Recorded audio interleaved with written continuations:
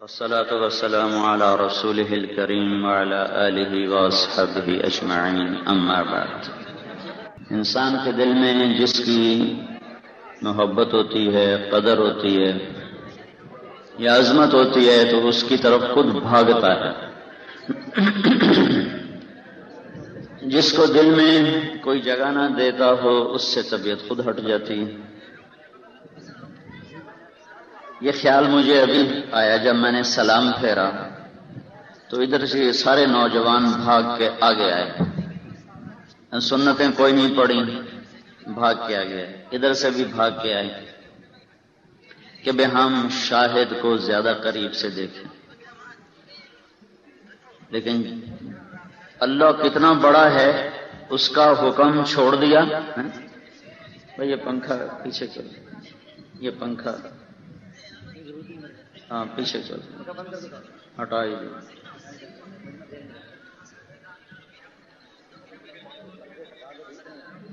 کھینچ کے پیچھے کر دو بس۔ اب نظر آ رہا ہے؟ ٹھیک ہے۔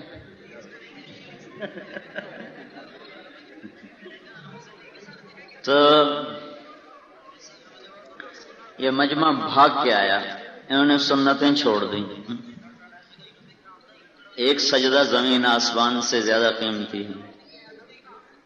شاہد آج کرکٹ اچھی کھیلنا بند کر دے، تم لوگ سلام بھی نہیں کرو گے، دیکھنا تو بس کہو گے تم اس کو انڈے مارو گے، ٹماٹر مارو گے۔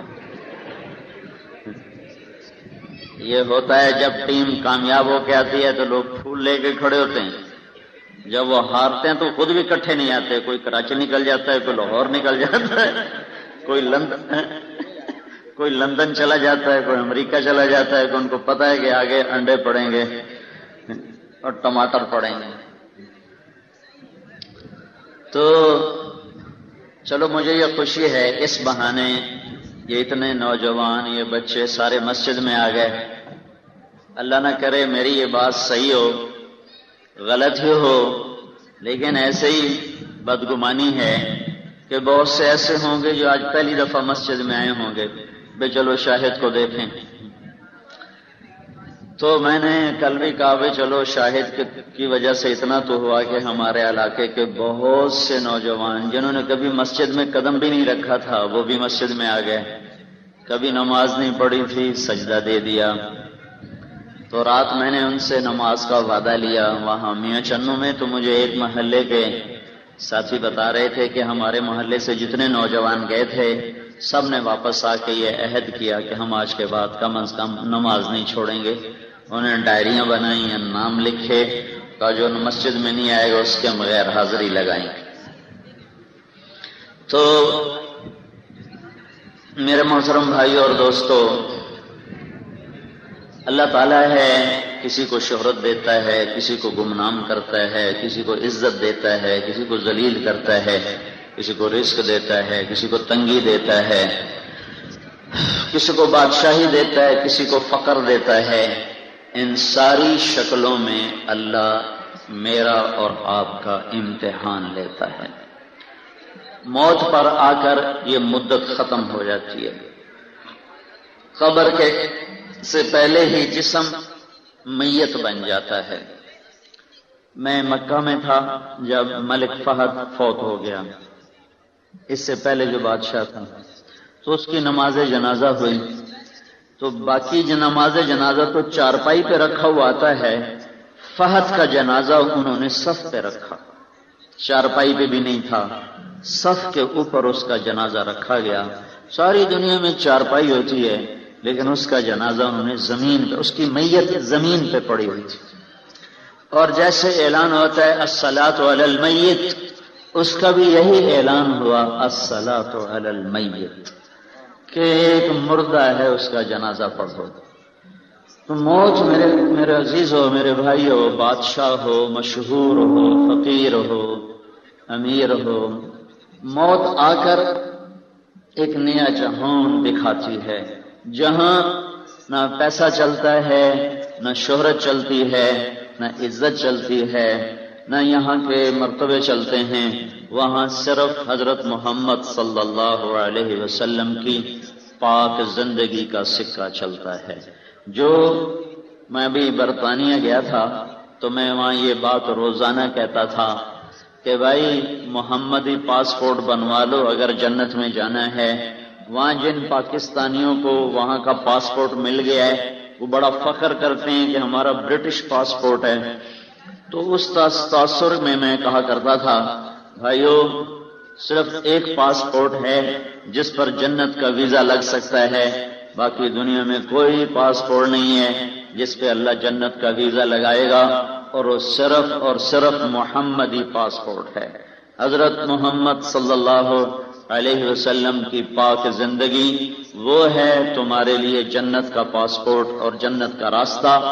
پھر وہ طارق جمیل اپنا لے، شاہد افریدی اپنا لے، وہ ہمارے محلے کا چپڑاسی اپنا لے، یا باہر ریڑھی لگانے والا اپنا لے، جو غلام محمد بنے گا، جو غلام رسول بنے گا، وہ موت کے بعد اپنے پاسپورٹ کے ساتھ جنت میں جا سکتا ہے۔ جس کے پاس محمدی پاسپورٹ نہیں ہے، جس کے پاس محمد الرسول اللہ صلی اللہ علیہ وسلم کی پاک زندگی نہیں ہے، وہ آگے جا کر بازی ہار جائے گا، چاہے وہ مشہور ہو یا وہ گمنام ہو، بادشاہ ہو، فقیر ہو۔ محمود غزنوی نے، محمود ایک بادشاہ گزرا ہے، اس نے 33 سال حکومت کی، اور دنیا میں 4 بڑے لوگ ہیں جنہوں نے دنیا میں سب سے زیادہ ملک فتح کیے، 4 آدمی۔ ان میں پہلا نمبر چنگیز خان ہے، دوسرا نمبر محمود غزنوی ہے، تیسرا نمبر تیمور ہے، تیسرا نمبر سکندر ہے رومی یونانی، اور چوتھا نمبر تیمور ہے۔ اس میں 2 مسلمان ہیں، 2 کافر ہیں۔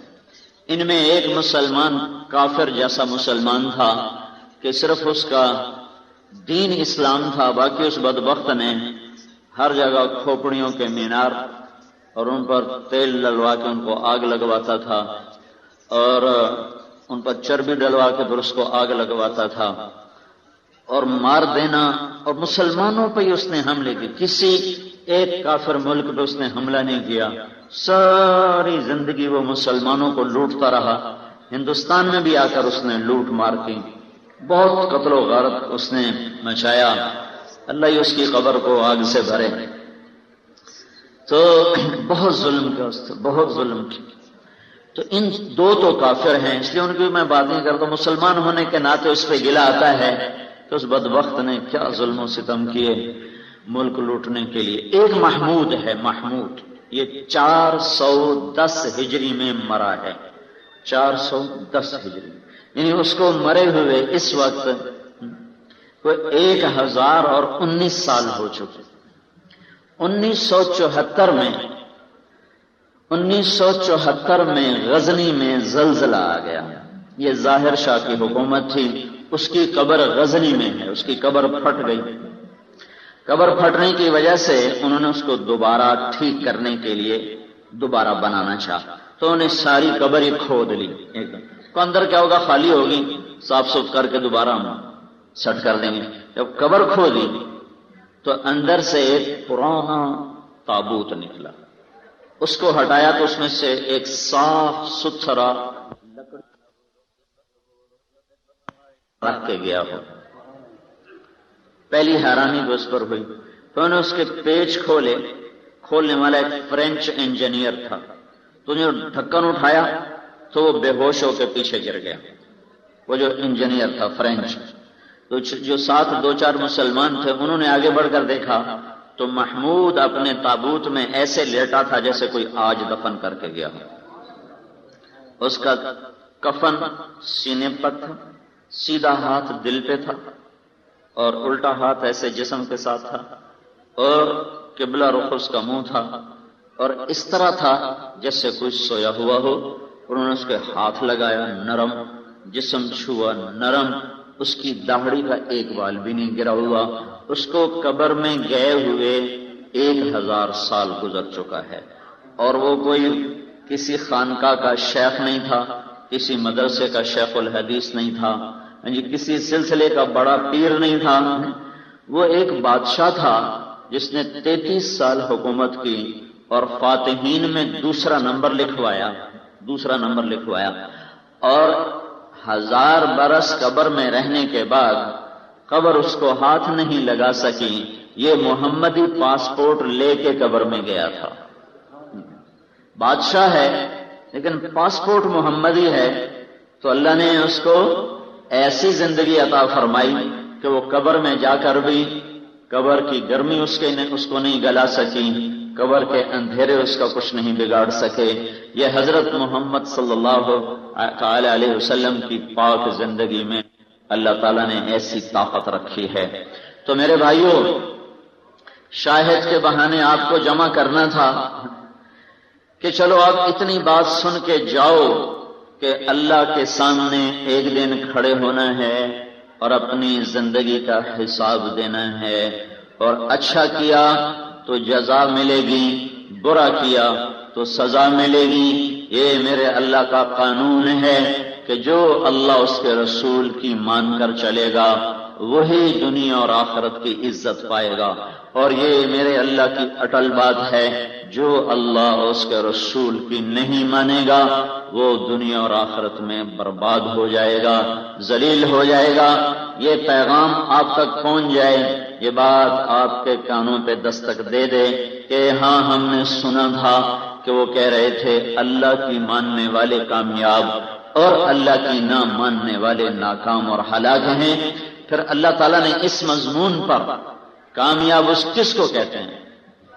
جو ہمارے ماحول میں جو زمیندار اپنی فصل اچھی کر لے تو کہتا بڑا کامیاب زمیندار، سیاسی ماحول میں جو ایم پی اے بن جائے، ایم این اے بن جائے، آگے وزیر بن جائے، بڑا کامیاب، وزیر اعظم بن جائے، بڑا کامیاب، تعلیم کی لائن میں کوئی ڈاکٹر بن جائے، انجینئر بن جائے، بڑا کامیاب، کھیل کی لائن میں کوئی اچھا کھیلنے والا بن جائے تو بڑا کامیاب۔ یہ ہے ہماری ساری کامیابی کا مفہوم اور مطلب۔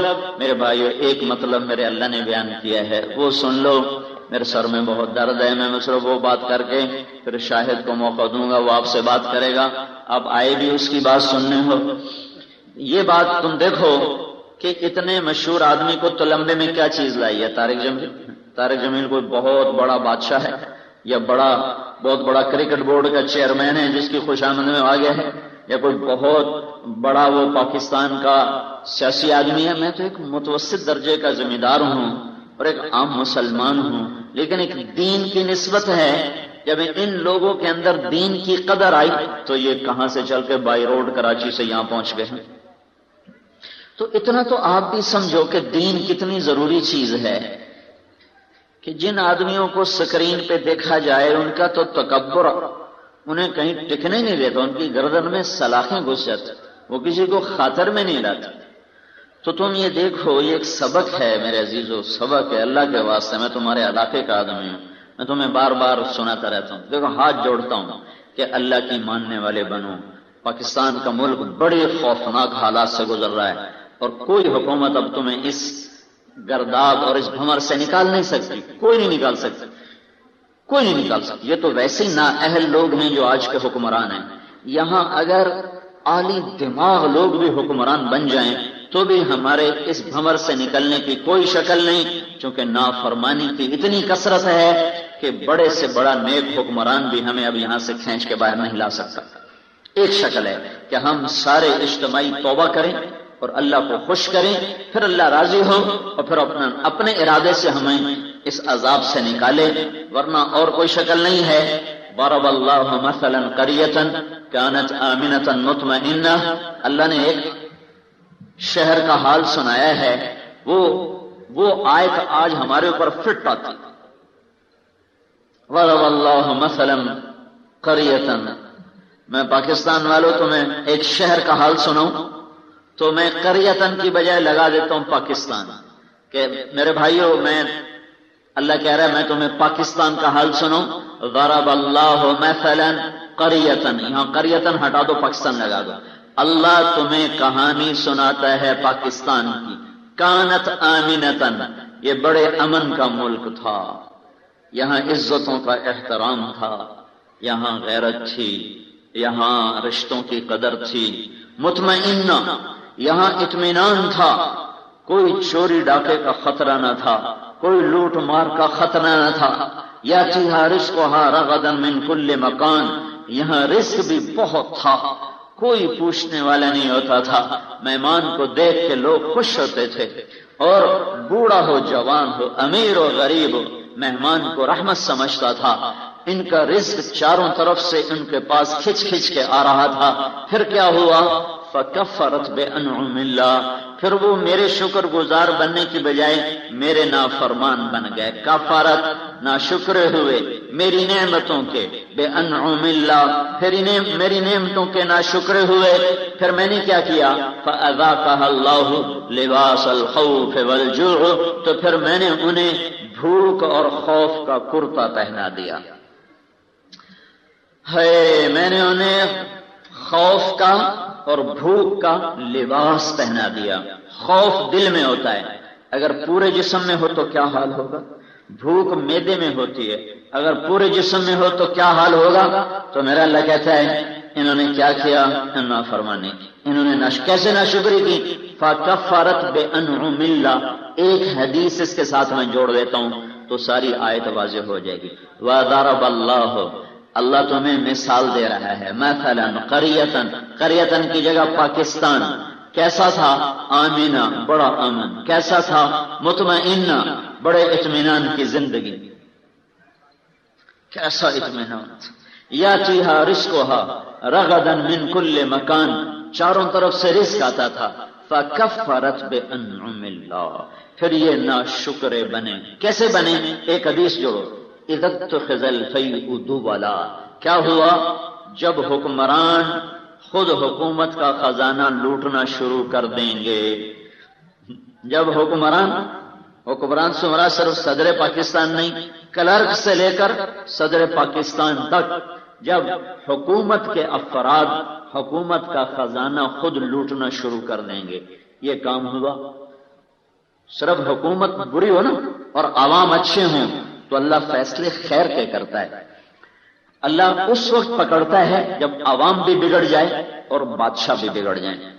ہمارے بادشاہ، ہمارے حکمران، ہماری فوج، پولیس اور یہ سارے حکومتی اہلکار 10 لاکھ سے زیادہ نہیں، چلو 15 لاکھ لگا، 20 لاکھ لگا، 20 لاکھ سے ہرگز زیادہ نہیں، اور ہمیں 15 کروڑ۔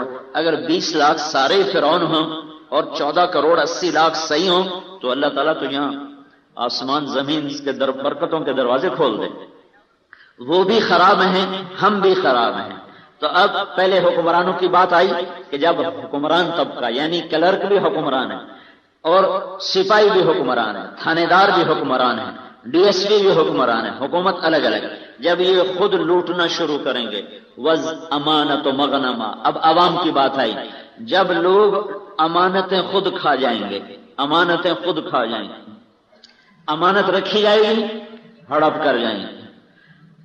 اگلی والزکات و مغرمہ، پیسے والے لوگ زکات دینا چھوڑ دیں گے، مالدار لوگ زکات نہیں دیں۔ زمینداروں کو تو پتہ نہیں عشر ہوتا کیا، تو دے کون؟ ہمارے زمینداروں کو پتہ بھی نہیں ہے کہ فصل پہ بھی اللہ نے زکات رکھی ہے، تو دے گا کون؟ والزکات و مغرمہ، مال والے زکات دینا چھوڑ دیں گے۔ وتعلم لغیر الدین، اور علماء اللہ سے جڑنے کی بجائے بادشاہوں سے جڑنا شروع کر دیں گے، اللہ کے سامنے جھکنے کی بجائے بادشاہوں کی چوکھٹ پہ سجدے شروع کر دیں گے۔ ہر طبقے کی برائی میرا نبی بتاتا جا رہا ہے کہ پھر کیا ہوا؟ پاکستان تو بڑا اچھا تھا، پھر یہ نافرمان ہو، وہ نافرمانی کیسی ہوئی؟ 4 باتیں آ گئیں۔ پھر کیا ہوا؟ وَأَطَاعَ الرَّجُلُ زَوْجَتَهُ، لوگوں نے بیویوں کی فرما برداری شروع کر دی۔ وَعَقَّ أُمَّهُ، اور ماؤں کے نافرمان ہو گئے۔ وَأَدْنَى صَدِيقَهُ، دوست کا استقبال کیا۔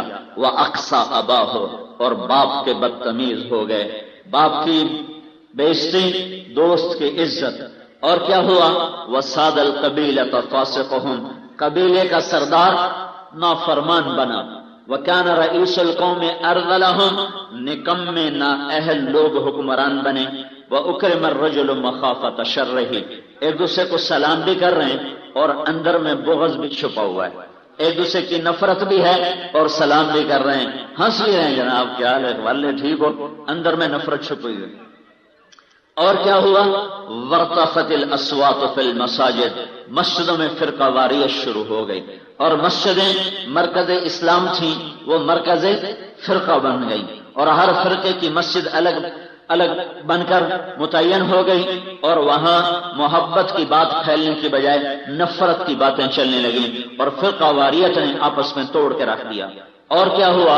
وظہرت الکائنات والمعازف، اور موسیقی عام ہو گئی، مامو شیر بازار میں گانا ہی گانا، اور یہ تلمبے کے چوک میں گانا ہی گانا، ہوٹلوں پہ گانا، گاڑیوں میں گانا، بسوں میں گانا، موٹروں میں گانا، موٹر سائیکل پہ ٹریکٹر والے بے وقوف خود کچھ نہیں سنتے، دعائیں نہیں سنائی جاندے، یعنی کہ وہ یہ چگل جہان دے بنا مرادو اور تنوں آپ تو سنیں دی کا کوئی نہیں، ٹریکٹر تے ٹرالی دی گھاں گھاں میں تو کی سننا، سارا جگ جہان سنی جاندا ہے، آپ انہوں ایک شے نہیں سنیں دی بھائی تو سارے جہان میں سنائی جاندا ہے، ٹریکٹراں تے بھی گانے لگے ہوئے، ٹرالیاں تے بھی کھوتے ریڑیاں تے گانے لگے ہوئے۔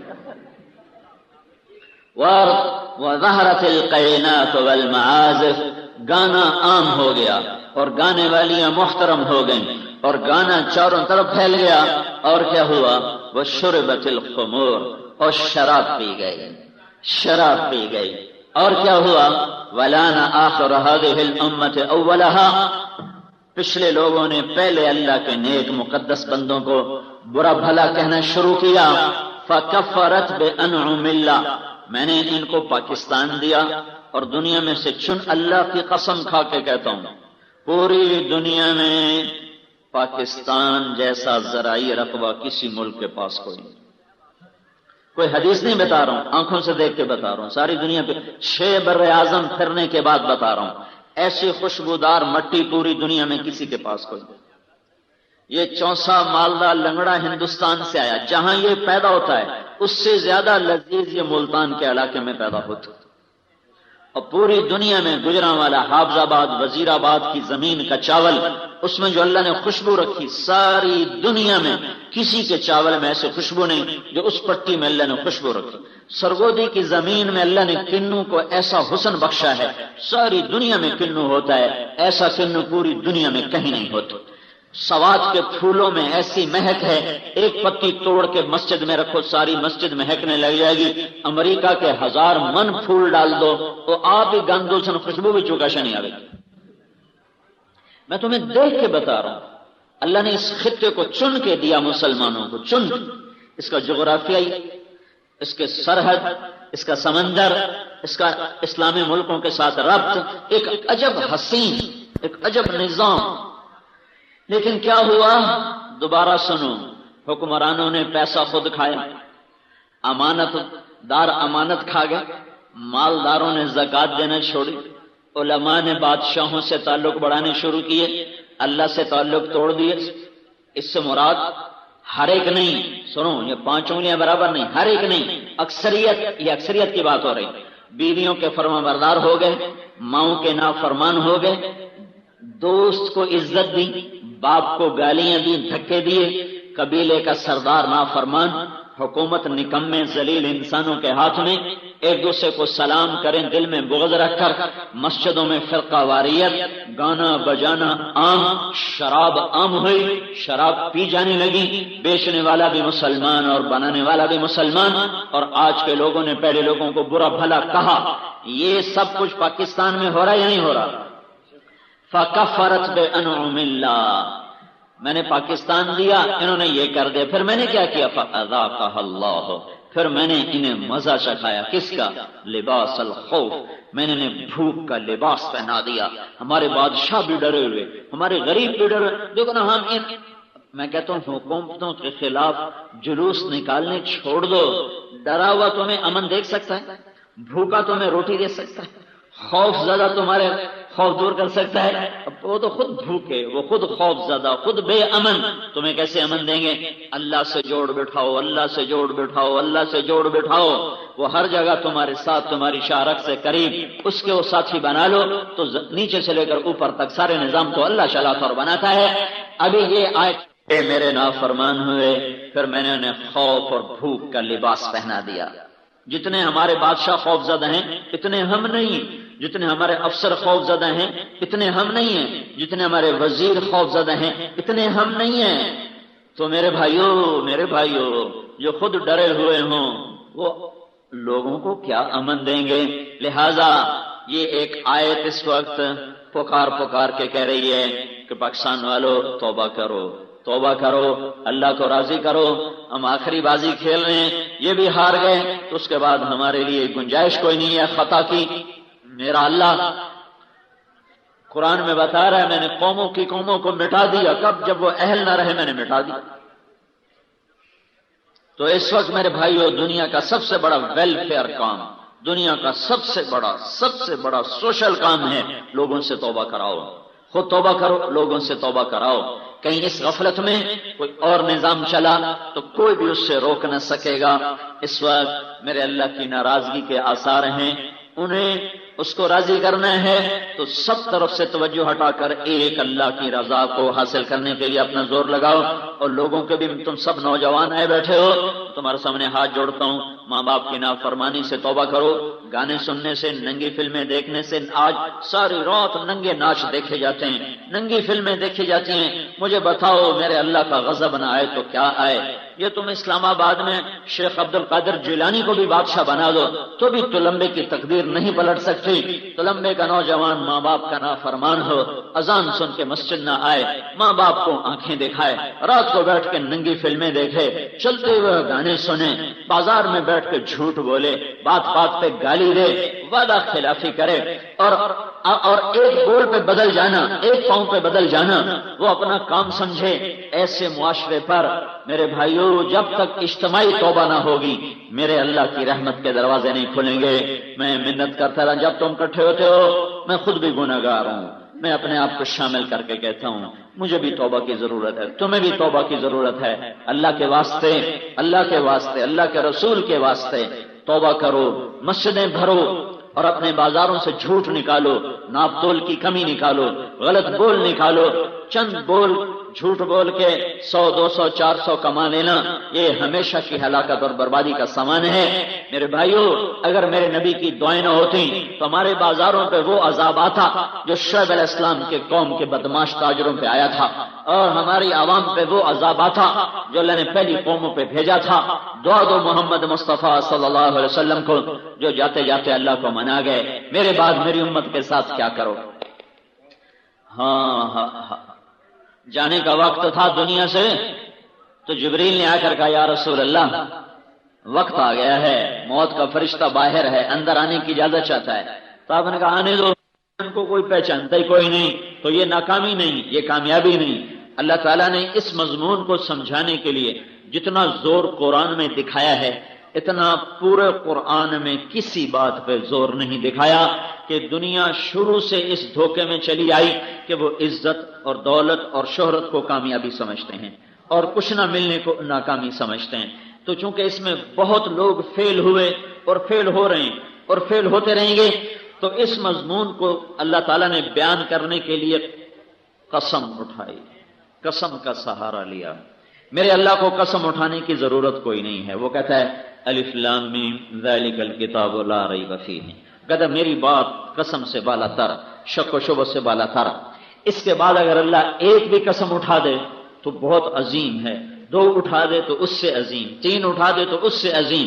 لیکن سنو میں کیا کہہ رہا ہوں، کون ہے کامیاب، کون ہے ناکام؟ اس پر اللہ نے 7 قسمیں اٹھائی ہیں، 7۔ کتنی بھائی؟ 7 قسمیں، 7۔ اللہ بغیر قسم کے بھی کہہ دیتا، ہمیں اعتبار تھا، پھر اللہ ایک قسم اٹھاتا بات اور وزنی ہو جاتی۔ 7 قسمیں کہ والشمس وضحاها والقمر اذا تلاها والنهار اذا جلاها والليل اذا يغشاها والسماء وما بناها والارض وما طحاها ونفس وما سواها فألهمها فجورها وتقواها۔ یہ 7 قسمیں آگے میرے بندو، طلبے والو، مجھے سورج اور اس کی روشنی کی قسم، پیچھے آنے والے چاند کی قسم، روشن کرنے والے دن کی قسم، چھا جانے والی رات کی قسم۔ 4 قسمیں، 3 میں اب اپنے آپ کو شامل کیا، آسمان کے بنانے والے کی قسم، زمین کے بنانے والے کی قسم. پھر اللہ میری طرف متوجہ ہوا، اے انسان مجھے تیری جان، مجھے سورج اور اس کی روشنی کی قسم، پیچھے آنے والے چاند کی قسم، روشن کرنے والے دن کی قسم، چھا جانے والی رات کی قسم. 4 قسمیں، 3 میں اب اپنے آپ کو شامل کیا. آسمان کے بنانے والے کی قسم، زمین کے بنانے والے کی قسم. پھر اللہ میری طرف متوجہ ہوا، اے انسان مجھے تیری جان اور تیری جان کے بنانے والے رب کی قسم. اب تو میری سن میں کیا کہہ رہا ہوں. تم انسانی فطرت دیکھو، اگر کوئی آ کر تمہارے سامنے قسمیں اٹھانا شروع کر دے، او بھائی طارق جمیل، اللہ کی قسم، مولا کی قسم، رب کی قسم، قرآن کی قسم، تو تم پریشانی ہو جاؤ گے. میاں گل کی ہے، گلتا 10 اللہ دا بندہ کی آخی جانا ہے، میں نے یہ تو باہر ہے تو گلتا 10 گل کی ہے تو گلتا کرے کوئی نہ تو قسمہ چاہی جاوے تو کیسا عجب معاملہ ہوگا. تو اللہ نے بات تو بتائی نہیں ہے، بات نہیں بتائی، پہلے شروع ہو گیا. تو لمبے والو، مجھے سورج کی قسم، مجھے چاند کی قسم، مجھے دن کی قسم، مجھے رات کی قسم، مجھے آسمان کی قسم، اس کے رب کی قسم، مجھے زمین کی قسم، اس کے رب کی قسم، مجھے تیری جان کی قسم، اس کے رب کی قسم. یا اللہ گل کی ہے، گالتا دا سانتا ساڑا دماغ چکر کھا گیا. مولا گل کی گالتا دس تو قسم ہی چاہیے نا کہ گل میری ہیک ہے. من دساہا، یہ اپنے آپ کو پاک کرو گے تو کامیاب ہو، اور اپنے آپ کو گناہوں میں غلیظ کر کے ڈبو دو گے تو ناکام ہو. ایس گل کے 7 قسم اللہ چاہیے. طارق جمیل کی شہرت کامیابی نہیں ہے، شاہد افریدی کی شہرت کامیابی نہیں ہے. کامیابی کیا ہے؟ سر سے لے کر پاؤں تک قد افلح من زکاہا، اسے پاک کرو تو تم کامیاب. اگر تم نے اسے گندا کر دیا تو تم ناکام. یہ پاک کیسے ہوتا ہے؟ یہ محمد مصطفیٰ کی غلامی سے پاک ہوتا ہے. یہ وجود کب پاک ہوتا ہے؟ جب یہ محمدی سانچے میں ڈھلتا ہے. کپڑا کب پاک ہوتا ہے؟ جب وہ پانی میں جاتا ہے. یہ وجود کب پاک ہوتا ہے؟ جب یہ محمدی سانچے میں ڈھلتا ہے، اندر اور باہر یہ پاک ہو جاتا ہے. یہ کب ناپاک ہوتا ہے؟ جب یہ محمدی سانچے کو توڑتا ہے اور نفس و شیطان کی غلامی میں آتا ہے. نظر ناپاک، کان ناپاک، زبان ناپاک، ہاتھ گندے، پاؤں گندے، ہر طرف غلاظت ہی غلاظت. تو میرے اللہ نے کہا میرے بندو میری سنو والشمس وضحاہا. یہ پتہ کیا صورت ہے؟ اللہ کا میرا بندہ مجھے سورج کی قسم، کامیاب وہ ہے جس نے اپنے آپ کو پاک کیا، ناکام وہ ہے جس نے اپنے آپ کو گندا کیا. سمجھو؟ کہتا نہیں میری تو سمجھ کوئی نہیں آیا. پھر اللہ کہتا ہے والقمر اذا تلاہا، مجھے اس چاند کی قسم، کامیاب وہ ہے جس تو پاک کیا، ناکام وہ ہے جس نے اسے گندا کیا. ہن سمجھیں؟ نہیں میری سمجھ کوئی نہیں آیا. پھر اللہ کہتا ہے اچھا والنہار اذا جلاہا، مجھے دن کی قسم، کامیاب وہ ہے جو پاک ہوا، ناکام وہ ہے جو گناہوں سے گندا ہوا. سمجھو کہ نہیں؟ وہ کہتا واللیل اذا یغشاہا، مجھے رات کی قسم، جب وہ چھا جاتی ہے. کامیاب کون ہے؟ جو پاک ہوا. ناکام کون ہے؟ جو گناہوں میں گندا ہوا. سمجھو؟ نہیں اللہ حال بھی سر نہیں لگی. پھر اللہ 5ویں قسم اٹھاتا والسماء بنا وما بناہا، مجھے آسمان اور اس کے رب کی قسم. اب سمجھو کہ نہیں حال بھی میری سمجھ نہیں آئی. کہتا والارض وما طحاہا، مجھے زمین اور اس کے بچھانے والی کی قسم. کامیاب کون؟ اپنے آپ کو پاک کرنے والا. ناکام کون؟ اپنے آپ کو گندا کرنے والا. سمجھیں؟ نہیں. پھر اللہ آخری قسم اٹھاتا ہے جو بڑے جذبات کیا ہے کہ اچھا میرا بندہ مجھے تیری جان کی قسم. اب تو سمجھ، یہ محبت کی آخری شے ہوتی ہے جب آدمی کسی کی قسم اٹھاتا ہے، کہتا مجھے تیری جان کی قسم. تو میرا اللہ کہہ رہا ہے میرے بندے مجھے تیری جان کی قسم، تیرے رب کی قسم. کامیاب کون ہے؟ جو میری مانے اور پاک ہو جائے. ناکام کون ہے؟ جو شیطان کی مانے اور ہلاک ہو جائے. یہ سورۃ والشمس ہے. اور شریعت کا قاعدہ ہے قسم اٹھاؤ تو پھر گواہ کی ضرورت نہیں، گواہ لگ جائیں تو قسم کی ضرورت نہیں. البینۃ علی المدعی والیمین علی من انکر، میرا دعویٰ ہے تو میں گواہ پیش کروں گا، پھر قسم نہیں ہوگی. اور اگر میرے پاس گواہ نہیں ہے تو وہ قسم اٹھائے گا تو پھر گواہی کی ضرورت نہیں ہے. تو یہاں میرے اللہ نے قسمیں بھی اٹھائیں اور گواہ بھی پیش کی، دونوں کام کی. پہلے قسمیں اٹھائیں والشمس وضحاها والقمر اذا تلاها والنهار اذا جلاها والليل اذا يغشاها والسماء وما بناها والارض وما طحاها ونفس وما سواها. 7 قسمیں. کامیاب کون ہے؟ تو لمبے میں کون کامیاب ہوگا؟ جو اپنے آپ کو پاک کر لے چاہے اسے پڑوسی بھی نہ جانتا ہو. اور ناکام کون ہوگا؟ جو اپنے آپ کو گندا کر لے نافرمانی سے گناہوں سے، چاہے ساری دنیا کا بادشاہ کیوں نہ ہو۔ جب یہ قسموں کے بعد بات تھی تو اب گواہ کی ضرورت نہیں تھی، پر اللہ نے کہا شاید تمہیں میری قسموں کا اعتبار نہ ہو تو کذبت ثمود بطغواہا، یہ ایک قوم تمہارے سامنے بطور گواہ پیش کرتا ہوں۔ یہ قوم تھی بڑی طاقتور، انہوں نے مجھے ٹھکرایا تھا اور میرے نبی کا حکم توڑا تھا، انہوں نے اس کی اونٹنی کو کاٹ دیا تھا اور ان کا نبی ان کو سمجھاتا رہا، وہ نہ سمجھے۔ اذ انبعث اشقاها فقال لهم رسول الله ناقة الله وسقياها فكذبوه فعقروها فدمدم عليهم ربهم بذنبهم فسواها ولا يخاف عقباها۔ یہ میری گواہی ہے کہ یہ قوم تھی جو اردن میں آباد تھی، تبوک تک آتی تھی، انہوں نے مجھے ٹھکرایا، میرے حکموں کو ٹھکرایا، میرے نبی کو ٹھکرایا، اور میں نے جو اونٹنی معجزے کے طور پہ دی تھی اسے قتل کیا تو میں نے ان پہ عذاب کا کوڑا برسایا اور فرشتے کی چیخ آئی، ان کے کلیجے پھٹ گئے۔ یہ بڑی طاقتور صورت ہے جو پورے قرآن کو حسین انداز میں آپ کے سامنے پیش کر رہی ہے۔ اللہ قسمیں اٹھا کے کہہ رہا ہے سمجھو شہرت کامیابی نہیں ہے، عزت کامیابی نہیں ہے، دولت کامیابی نہیں ہے، گمنامی ناکامی نہیں ہے، اور نہ پہچانا جانا یہ کوئی ناکامی نہیں ہے۔ تم اللہ کو راضی کر گئے تم کامیاب، اور تم نے اللہ کو ناراض کیا تم ناکام۔ بیچ میں ایک جملہ رہ گیا وہ بھی بتاتا ہوں، فَأَلْهَمَهَا فُجُورَهَا وَتَقْوَاهَا، میں نے تیرے اندر برائی کا بھی الہام کیا، اچھائی کا بھی کیا۔ اللہ تعالیٰ نے ہمیں مٹی سے بنایا ہے، مٹی کی صفت ہے کہ اس میں گندی جھاڑیاں خود پیدا ہوتی ہیں اور اس میں اچھی جھاڑیوں کو، اچھی فصل کو پیدا کرنا پڑتا ہے۔ مٹی میں جنگل اپنے آپ پیدا ہوتا ہے اور اس میں کپاس کو، گندم کو، چنے کو، جوار کو، باجرے کو، موٹ کو، مٹر کو اور یہ کماد کو، باغ کو، آم کو، کنو کو، مالٹے کو پیدا کرنا پڑتا ہے۔ فَأَلْهَمَهَا فُجُورَهَا وَتَقْوَاهَا، میرا بندہ برائی تیرے اندر اپنے آپ پیدا ہوگی گندی جھاڑیوں کی طرح، اور آم کا باغ تمہیں خود لینا پڑے گا اپنے دل کی زمین سے، اور مالٹے کا اور کنو کا اور کپاس کی فصل اور گندم کی فصل جیسے تم لیتے ہو اور پھر جڑی بوٹیوں سے لڑتے ہو، ان پر سپرے کر کر کے ان کو مارتے ہو، اور پھر ان پر تم گوڑیاں کر کر ان کی جڑیں نکالتے ہو، تب جا کر وہ کچھ قابو میں آتی ہیں، پوری وہ پھر بھی قابو میں نہیں آتی۔ یہ نشانی ہے کہ 100% کوئی آدمی نمبر نہیں لیتا، کچھ نہ کچھ گندی بوٹیاں رہ ہی جاتی ہیں، مرتے دم تک رہ جاتی ہیں۔ ہاں، جو اپنی فصل کو اوپر لے جائے اور چڑھ جائے جھاڑیوں کے اوپر تو اندر کی گندی جھاڑ، وہ چھوٹے موٹے گناہ اللہ اپنے فضل سے معاف کر دے گا۔ ایک قانون بتا، فَأَلْهَمَهَا فُجُورَهَا، برائی تیرے اندر اپنے آپ آئے گی، وَتَقْوَاهَا، نیکی کو تجھے پیدا کرنا پڑے گا، وہ خود نہیں آئے گی۔ نماز نہ پڑھنے کی کوئی کوشش نہیں، نماز پڑھنے کی کوشش ہے، سمجھو۔ روزہ نہ رکھنے کی کوئی محنت نہیں، روزہ رکھنے کی محنت ہے۔ تواضع کے، تکبر کی کوئی محنت نہیں، تکبر اپنے آپ آتا ہے، لیکن تواضع کے لیے محنت کرنی پڑے گی۔ غصہ، انتقام اپنے آپ آتا ہے، معاف کرنے کو سیکھنا پڑے گا۔ یہ ہے اصل کامیابی۔ اس پہ شاہد فریدی آ جائے، طارق جمیل آ جائے، مولوی شوکت آ جائے، یہ سارا مجمع آ جائے تو کامیاب ہے، اگر اس سے ہٹ گیا تو میں بھی ہلاک، اور ہر وہ ہلاک ہے جو اللہ کو ناراض کر گیا۔ میرے بھائیو، یہ تبلیغ کا کام اس کامیابی کو سیکھنے اور پہنچنے کی محنت ہے۔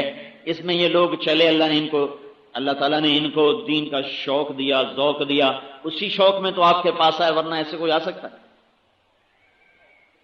تو دین کی عظمت ہے یہ۔ تو میں آپ سب بھائیوں سے عرض کروں گا کہ توبہ تو ماشاءاللہ میں نے آپ سے درخواست کی، آپ سب نے چلو زبان سے تو کہہ دیا، دل میں بھی کر لینا۔ تو ایک یہ کم از کم یہ جو مجمع جا رہا ہے 5 وقت کی نماز دے کر جاؤ، آج کے بعد نماز نہ چھوڑنا، ٹھیک ہے نا بھائی؟ دیکھو آپ اللہ کے فضل سے آئے ہو اور اللہ کے فضل سے ہم سارے جمع ہوئے ہیں، تو ایک میری گزارش ہے نماز نہ چھوڑنا۔ دوسری یہ ہے ماں باپ زندہ تو ان کی قدر کرنا، ان کی خدمت کرو، ان کی قدر کرو۔ تیسری گزارش کرتا ہوں گالی دینا چھوڑ دو، جھوٹ بولنا چھوڑ دو، غیبت چغلی کرنا چھوڑ دو، قرآن سیکھو، اور تبلیغ میں ہر مہینے 3 دن کے لیے جماعت میں جاؤ، یا آپ ہر مہینے 3 دن جاتے رہو گے تو اللہ آپ کے لیے راہیں کھول دے گا، راستے نکال دے گا۔ اس کی آپ ساری نیت کرو، اللہ سے مانگو، انشاءاللہ اللہ آپ کے لیے دنیا اور آخرت کی ہر خیر کے راستے کھولے گا اور ہر برائی سے آپ کو بچائے گا۔ نیت کر دو نا سارے بھائی۔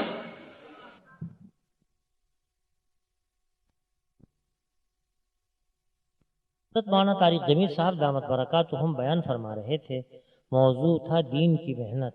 تیار کردہ پاک ریکارڈنگ، پہلی منزل کریم سینٹر صدر کراچی، فون نمبر 56788123۔ یاد رکھیے فون نمبر 56788123۔ اب مشہور کرکٹر شاہد آفریدی کا بیان سماعت فرمائیے۔